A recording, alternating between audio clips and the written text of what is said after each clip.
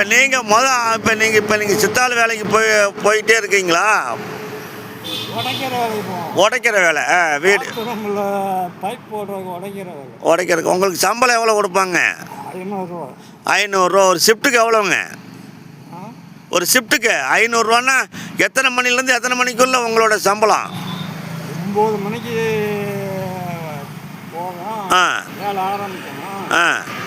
5 ஆச்சுன்னா தூக்கி வந்துட்டு கை கால் கழுவிட்டு வந்துட்டு. எவ்வளோ சம்பளம் உங்களுக்கு? அதான் 500 6 to 6 6 to 6க்கெல்லாம் போகிறது. போகிறதில்ல. சரி, உங்கள் சுற்றி தூக்கி அடிக்கணும். பொழுதுலிக்கு தோள்பட்டை வலிக்கும். ஆமாம் பொழுதுலிக்கு இடிக்க வேண்டாமா? சரி, உங்கள் பையனுங்க எல்லாம் செலவுக்கு பணம் கொடுக்குறாங்களா? உங்கள் பையனுங்க செலவுக்கெல்லாம்? தம்பி பையனுங்க 2 பையனுங்க உங்களுக்கு நல்லா பார்த்துக்கிறாங்களா?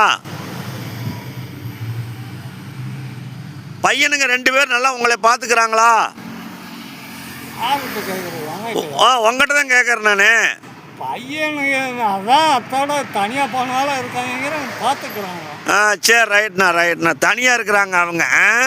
சரி, ரைட்ண்ணா.